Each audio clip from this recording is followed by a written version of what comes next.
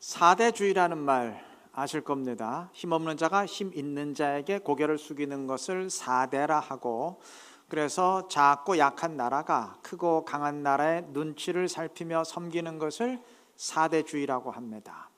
이 말을 처음 사용한 사람은 맹자인데, 그는 사대와 더불어 사소를 말했어요. 약한 자가 강한 자에게 고개를 숙이는 것이 사대라면, 사소는 그 반대로 강한 자가 약한 자에게 머리를 숙이는 것을 말합니다.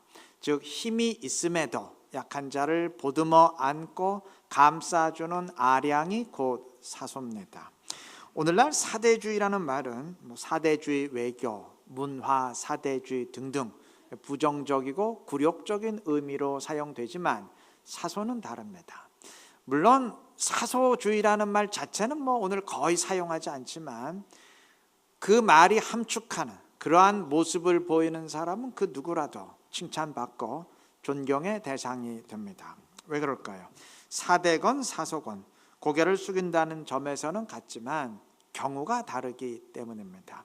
똑같이 고개를 숙여도 힘없는 자가 숙이는 것은 당연한 일이지만, 힘이 있음에도 고개를 숙이는 것은 그건 아름다운 겸손이 되기 때문입니다. 똑같이 용서를 베풀어도 어찌할 힘이 없는 약한 자가 강한 자를 용서하는 것은 거의 체념에 가깝지만, 얼마든지 복수할 수 있는 힘이 있음에도 용서하는 것은 그 은혜의 베품이 되기 때문입니다. 여러분, 힘없을 때 체념하는 것은 그건 누구나 하는 일이에요. 싫든 좋든 어쩔 수 없기에라도 하는 일입니다. 그런데 힘이 있음에도 용서하는 것, 그리고 은혜를 베푸는 것, 그건 아무나 하는 일이 아니에요. 쉽지 않은 일입니다. 대부분의 경우 처지가 바뀌고 형편이 바뀌면 사람의 태도도 달라지게 돼 있어요. 우리 흔히 보는 일 아닙니까? 힘이 없다가 힘을 지니게 되었을 때, 가난하다가 큰 부자가 되었을 때, 비루한 삶을 살아가다가 크게 성공하게 되었을 때, 그럼에도 동일한 모습을 보이는 사람은 그리 많지 않습니다. 다윗이 훌륭했던 이유 가운데 하나는 어떤 처지에서건 어떤 상황에서건 그의 모습이 동일했기 때문입니다. 그는 힘이 없을 때도 사울 왕을 용서했고, 힘을 갖게 된 이후에도, 왕이 된 후에도 그러했어요. 그는 왕이 되었다고 당시 관습대로 사울의 집안에 복수하거나 정적들 제거하지 않았어요. 감정대로 살지 않았습니다. 그는 왕이 되기 이전에도 머리를 숙이는 사람이었고, 왕위에 올라서 절대 권력을 쥐게 된 이후에도 역시 똑같이 고개를 숙이는 사람이었어요. 선지자가 그를 호되게 책망할 때도 어디 감히 왕 앞에서 입을 함부로 놀리느냐 처벌하는 대신 즉각 꿇어 엎드렸습니다. 이전과 똑같아요. 쉽지 않은 일입니다. 오늘 본문은 다윗의 그러한 모습을 다시 한번 확인시킵니다. 오늘 본문은 압살롬의 반란이 진압되고 다윗이 다시 예루살렘 왕궁으로 복귀하기 위해서 요단을 건너려 할 때 일을 증언하는데, 16절의 증언처럼 시므이라는 사람이 제일 먼저 달려와서 꿇어 엎드렸어요. 여러분, 이 인간이 어떤 인간입니까? 다윗이 압살롬의 칼을 피해 도망칠 때 다윗을 노골적으로 욕하며 조롱하며 저주했던 장본인이에요. 16장의 증언처럼 당시 그는 다윗을 사악한 자라고 욕설을 퍼부어대면서, 압살롬의 반란은 지금 하나님이 너를 심판하기 위해서 행하는 일이라고 온갖 저주를 다 퍼부어댔습니다. 당시 시므의 입장에선 다윗은 이제 끝났다 생각했을 겁니다. 맞아요. 인간의 눈으로 볼 땐 그랬어요. 전세도 완전히 압살롬 쪽으로 기울었고, 성경의 표현대로 의하면 온 이스라엘이 압살롬을 지지했다 그랬어요. 그러니까 다윗은 수적으로 너무나 열세였고, 이미 예루살렘도, 수도 예루살렘도 압살롬에 의해서 정복당한 상황이었어요. 다윗도 압살롬을 왕이라 불렀습니다. 이제 상황은 끝났다 싶었기 때문에. 그랬기 때문에 시므이도 이제 다윗은 끝났다 하고 마음 놓고 저주했던 것인데, 웬걸 상황이 극적으로 역전되어서 하나님이 개입하신 결과죠. 다윗이 다시 왕위로 복귀하게 되었어요. 이때 시므이의 심정이 어땠을 것 같아요? 사람 그래서 함부로 입을 놀리면 안 돼요. 세상 일 어떻게 될지 모르거든요. 이제 나는 죽었구나, 꼼짝없이 죽었구나 싶었겠죠. 자, 다윗이 급히 쫓길 때는 시므이를 처벌할 수 없는 상황이었습니다. 아빗의 장군이 내가 당장 저 산비탈을 건너가서 저놈 죽이고 오겠다고 흥분했지만 다윗은 말렸어요. 지금 다윗도 압살롬의 칼을 피해서 급히 도망치는 형국인데 지금 누가 누구를 죽이겠다고 쫓아갈 수 있겠습니까? 시므이 죽이려다 자기들이 죽을 판인데. 그러니까 시므이도 이걸 알았기 때문에 마음 놓고 욕하고 저주했던 것인데 상황이 바뀌었어요. 완전히 바뀌었습니다. 이제 시므이는 꼼짝없이 죽을 목숨이에요. 자, 당시는 다윗이 시므이를 칠 수 없는 상황이었지만 뭐 싫든 좋든 어쩔 수 없이 용서하고 넘어갈 수밖에 없는 상황이었지만 지금은 달라요. 얼마든지 처벌하고 복수할 수 있는 상황입니다. 옆에 아빗의 장군도 이놈 당장 죽여야 된다고, 그때는 어쩔 수 없이 못 죽였지만 이제는 당장 죽여야 된다고 흥분합니다. 자, 그런데 다윗은 이번에도 시므이를 용서합니다. 내가 너를 절대 죽이지 않을 것이다. 맹세까지 하고 돌려보내요. 아비새가 시므이를 죽이려고 하니까 내가 나와 원수가 되려고 하느냐, 누구든지 시므이를 죽이는 자는 나와 원수가 될 것이래요. 이건 용서하는 정도가 아니고 무슨 형제처럼 높여주는 태도죠. 다윗은 힘이 없을 때도 용서했고 힘이 생긴 이후에도 역시 똑같이 용서했어요. 이미 언급했듯이 다윗은 처지와 상황에 따라 달라지는 사람이 아니었습니다. 그는 보잘것없던 목동 시절에도 하나님을 전적으로 의지했고 왕으로서 모든 것을 갖게 된 상황에서도 역시 똑같이 전적으로 하나님을 의지했어요. 신분의 상승이 그를 변질시키지 못했습니다. 그 반대도 마찬가지예요.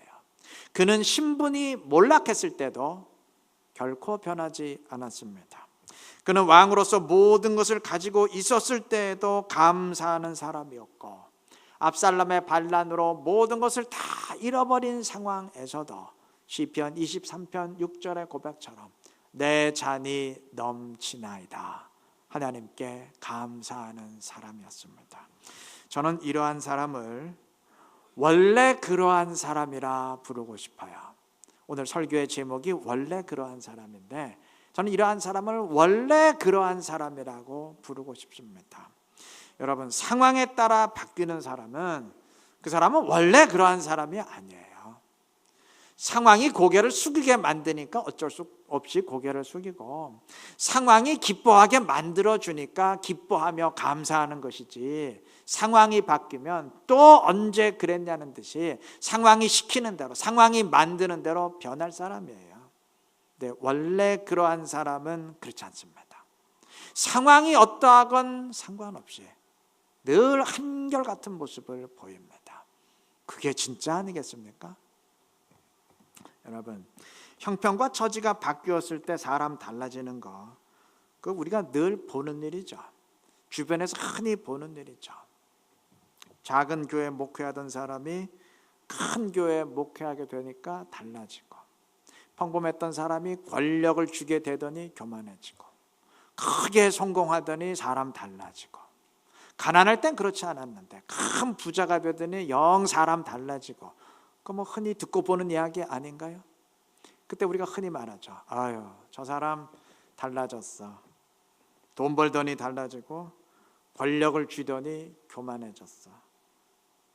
저 사람 성공하더니 달라졌어. 흔히 말하죠. 네. 표면적으로는 그렇게 보일 수 있어요. 그런데 실제는 그게 아닐 수 있습니다. 그게 그 사람의 본 모습일 수 있어요. 성공하기 전에도 돈과 권력이 없을 때도 그 사람 원래 그랬어요. 단 처지와 형편 때문에 그것을 드러내지, 그게 표면적으로 드러나지 않았을 뿐입니다. 성공했다고 교만해지는 사람, 그 사람 성공했기 때문에 교만해진 거 아니에요. 원래 교만한 사람이었는데 내세울 게 없는 형편과 처지 때문에 그게 드러나지 않았을 뿐이에요. 작은 교회 목회할 땐 그렇지 않았는데 큰 교회 목회하더니 티내고 우쭐대는 사람, 그 사람 교회 커졌다고 변한 거 아니에요. 원래 그 양반 그랬어요. 근데 교회 작았을 때는 드러낼 수 없는 형편 때문에, 내세울 게 없는 형편 때문에 티를 내지 못했을 뿐입니다. 원래 겸손한 사람은 어려울 때도 겸손하고 성공하고 힘이 생겼을 때도 겸손합니다. 원래 신실한 사람은 힘이 없을 때도 신실하고 힘이 생겼을 때도 신실합니다. 이걸 조금 각도를 달리해서 말해본다면, 지금 별로 감사할 일이 없어서 감사 못하는 사람, 형편과 처지가 그러하지 못해서 감사하는 사람, 상황 바뀌면 감사할 것 같아요? 형편 나아지면 감사할 것 같아요? 아니요. 지금 감사 못하는 사람은 그때가 돼도 감사 못해요. 지금 바빠서 기도 못한다는 사람, 시간이 좀 여유로워지면 기도할까요? 아니요. 지금 기도 못하는 사람, 그때가 돼도 기도 못해요. 내가 이 정도만 되면 행복할 텐데, 이 정도만 되면 내가 말씀대로 순종하는 삶 살아볼 텐데. 아니요. 지금 행복하지 못한 사람은 그때가 되어도 역시 행복하지 못하고, 지금 순종하지 못하는 사람은 자기가 원하는 상황이 돼도 역시 순종하지 못해요. 그때가 되면 또 그때의 이유가 생겨요. 상황 때문에 못하는 사람은 상황 바뀌어도 못한다는 말입니다. 지금 기도하는 사람이 그때도 기도하고, 지금 감사하는 사람이 그때가 돼도 감사하고, 지금 행복한 사람이 그때가 되어도 행복하게 되는 줄 믿습니다. 다윗은 원래 신실한 사람이었어요. 원래 신실한 사람이었기 때문에 그는 힘들 때도 신실했고 왕위에 올랐을 때도 신실했어요. 그는 원래 감사하는 사람이었습니다. 때문에 왕위에 있을 때도 감사했고, 왕위에 쫓겨나서 모든 걸 다 잃어버린 상황에서도 감사했어요. 그는 원래 은혜를 베푸는 사람이었어요. 그렇게 힘이 없을 때도 은혜를 베풀었고, 힘을 갖게 된 후에도 역시 똑같이 변함없이 은혜를 베풀 수 있었던 것입니다. 이러한 모습이 우리에게 필요하지 않겠습니까? 스스로의 모습을 우리 한번 점검해 보십시다. 나는 어떤 사람인가? 나는 원래 기도하는 사람인가? 원래 신실하고 원래 경건하고 원래 은혜를 베풀고 원래 사랑하고 감사하는 사람인가? 아니면 상황에 따라 바뀌는 사람인가? 상황이 좀 만들어줘야 그때 기도하고, 상황이 좀 뒷받침해줘야 그때 겨우 감사하고, 상황이 좀 협조를 해줘야 그때 겨우 은혜를 베풀고, 그게 아니면 하지 못하는 사람인가? 점검해 보십시다. 하나님이 어떤 사람을 좋아하실까요? 하나님 우리가 어떠한 사람이 되기를 원하실까요? 너무 쉬운 질문이죠. 주님은 우리가 상황에 따라서 이랬다 저랬다 왔다 갔다 하는 사람이 아니고, 상황에 관계없이 원래 그러한 한결같은 사람 되기를 원하십니다. 심지가 견고한 주님의 자녀가 되기를 원하십니다. 부디 다윗처럼 원래 신실한 사람, 원래 감사하고 원래 경건하고 원래 은혜를 깨닫고 은혜를 베푸는 그러한 사람 되시기를 바랍니다. 주님이 그러한 우리를 기뻐하시고 더 큰 은혜와 사랑으로 채우시고 주님의 영광을 우리를 통해서 더 크게 드러내실 줄로 믿습니다. 시므이가 용서를 받고 떠난 뒤 성경은 무비보셋이 다윗을 맞이하기 위해 나왔다고 증언합니다. 25절에서 다윗은 무비보셋에게 날카롭게 질문합니다. 네가 어찌하여 나와 함께하지 아니하였느냐? 이건 질문이 아니라 책망이자 추궁이죠. 무슨 의미냐면, 압살롬의 반란이 일어났을 때 너는 왜 내 편에 서지 아니하고 반란자들의 편에 섰느냐? 왜 나를 죽이는 일을 기뻐했느냐? 그러한 추궁이에요. 근데 이것은 다윗의 완전한 오해입니다. 무비보셋은 사울의 손자고 요나단의 아들인데, 다윗은 사울의 모든 땅을 무비보셋에게 주었고 그 땅을 관리하는 책임자로 시바라는 사람을 선정했어요. 그런데 이 시바라는 인간이 이게 완전히 교활한 사기꾼이에요. 여러분 얼마나 악랄한 인간이냐면은, 다윗이 압살롬의 반란으로 쫓길 때 온갖 음식을 다 싸들고 와서 다윗의 환심을 샀어요.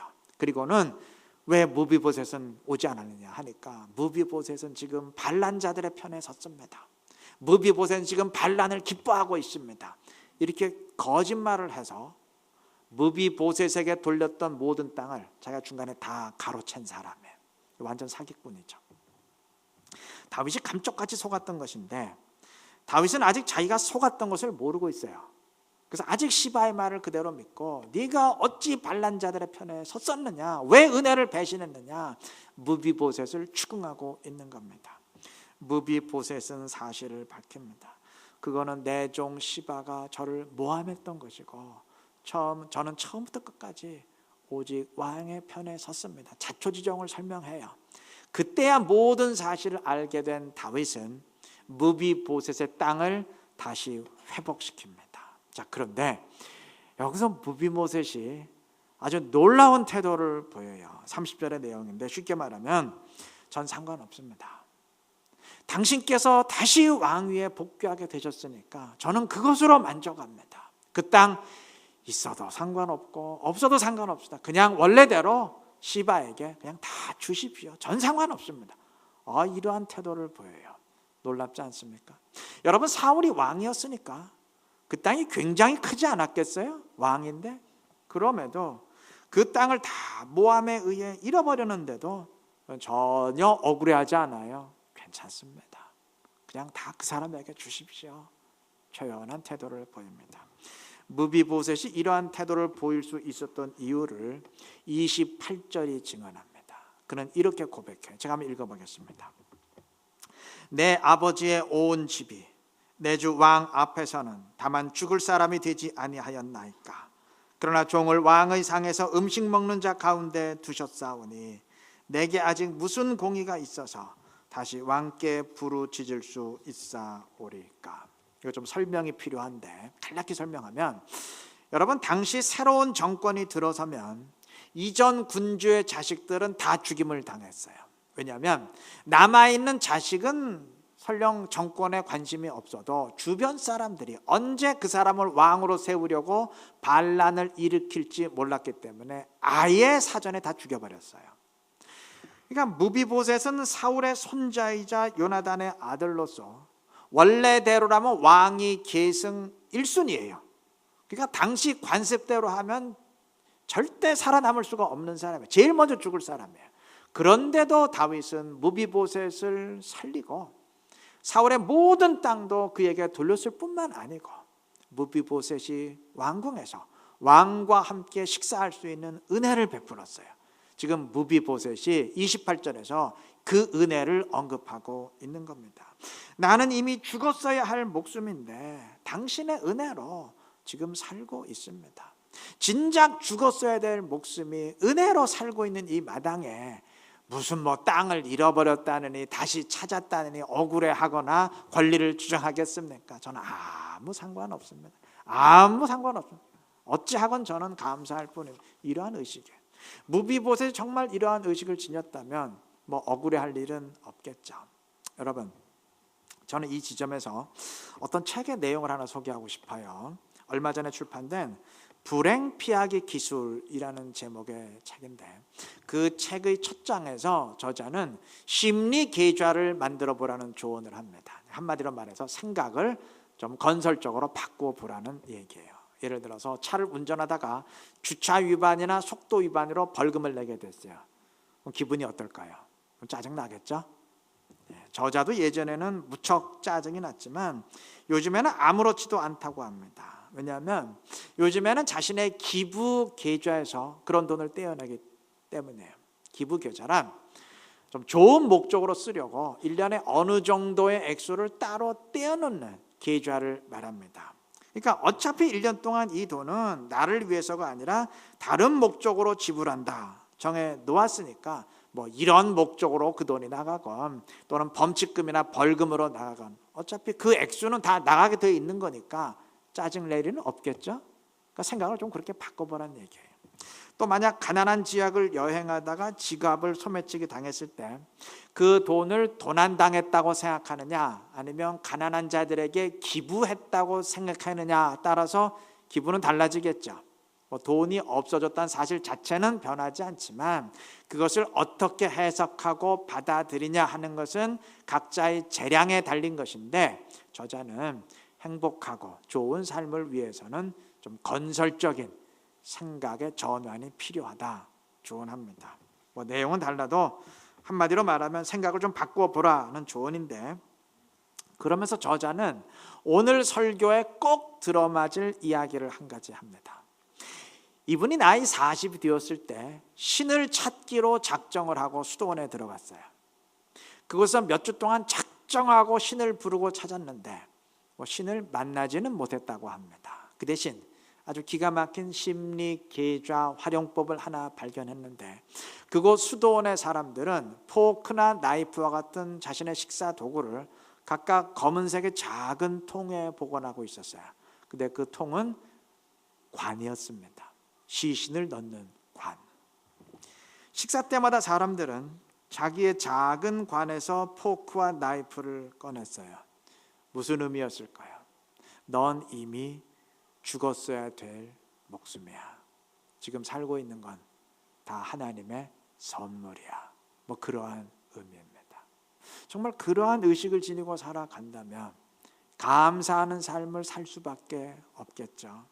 이미 죽었어야 할 몸인데 은혜로 덤으로 살고 있다면 자잘한 일에 연연하면서 원망할 일은 없지 않겠습니까? 저자의 표현대로라면 그것은 최고의 심리 계좌예요. 저자도 그때부터 그것을 자기의 삶에 적용했다고 합니다.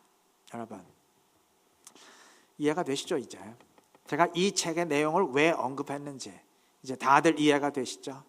오늘 본문에서 무비보셋이 지닌 태도가 바로 이 책에서 언급한 수도원 사람들의 태도와 정확히 같습니다. 그 엄청난 땅을 다 잃어버렸음에도 무비보셋은 전혀 억울하지 아니하고 대범하고 아주 처연한 태도를 보입니다. 어차피 난 죽을 목숨이었는데 덤으로 살고 있는 것이다. 내가 살고 있는 건 하나님의 선물이다. 그러니 그 땅을 찾건 잃건 나에게 하등 손해날 일은 없다. 그 땅을 찾아도 어차피 덤으로 사는 인생이고, 찾지 못하고 잃어도 진작 죽었어야 될 목숨인데 은혜로 살고 있는 것이니 어떤 경우건 나에게 손해날 일은 없다. 그러한 의식 때문입니다. 우리 초연하고 담대할 수 있었죠. 여러분, 여기서 우리가 반드시 한 가지 짚고 넘어가야 될 사실이 있어요. 좀 그 얘기하려고 여기까지 온 겁니다. 여러분, 무비보셋은 나는 은혜로 사는 삶이다, 좀 덤으로 살고 있는 것이다, 이러한 의식을 지녔는데, 이게 무비보셋에게만 해당되는 사실인가요? 아니죠. 여기 앉아있는 우리 모두에게, 그리스도인이라면 모두에게 동일하게 해당되는 사실입니다. 우리 모두가 동일하게 지녀야 할 의식입니다. 무비보셋과 우리의 입장은 정확히 같아요.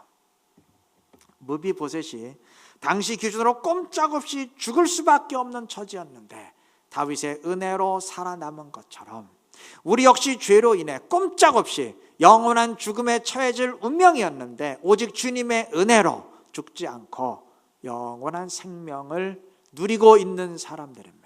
그래, 육체의 죽음이냐 영원한 죽음이냐 그 차이만 있을 뿐이지 죽음에서 구원받고 살아남았다는 사실은 정확히 동일합니다. 우리 역시 덤으로 사는 사람들이에요. 우리 역시 은혜로 사는 사람들입니다.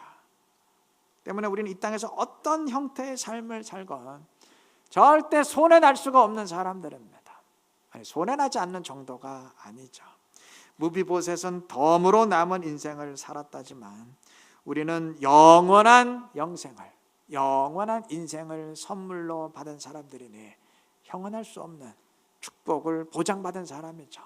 이 땅의 현실이 어떠하건 내 삶이 어떤 형태로 펼쳐지건 상관없이 우리는 이게 다 보장된 사람입니다. 그리고 이것은 단지 생각을 그렇게 바꾸는 그런 차원이 아니고 정확한 현실입니다. 이것을 분명히 의식하며 산다면 무비보셋과 같은 초연한 태도를 지니게 되지 않겠습니까?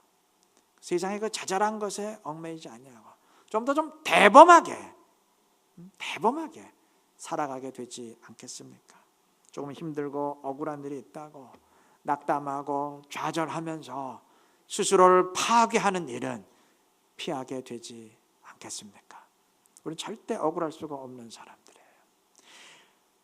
감사하며 살아도 감사할 시간이 부족한 사람들입니다. 근데 어찌 연연하면서 억울해하며 살겠어요? 이 사실을 깨닫는데 우리는 무비보셋이 덤으로 받은 남은 여생과는 비할 수 없는 영생을 받은 사람입니다. 여러분, 무비보셋은 덤으로 살았지만 어차피 죽었어요. 조금 일찍 죽느냐 좀 늦게 죽느냐 그 차이였어요. 몇십 년 더 살았느냐 덜 그 차이였어요. 근데 우리가 받은 선물은 영생입니다. 이건 몇십 년의 개념이 아니죠. 조금 더 사느냐 덜 사느냐 그 차이가 아니죠. 영원과 죽음의 차이입니다. 이것을 우리가 선물로 받았어요. 이 사실을 인식하면서 살아가시기를 바랍니다. 그래서 작은 일에 연연하면서 원망과 불평의 삶을 살아가는 대신 영원한 하나님 나라를 선물로 받은, 은혜로 받은 그러한 축복의 주인공으로서 늘 감사하고 찬양하며 주님의 영광을 더 크게 드러낼 수 있는 이루는 게 모든 성도님들 되시기를 주님의 이름으로 축원합니다.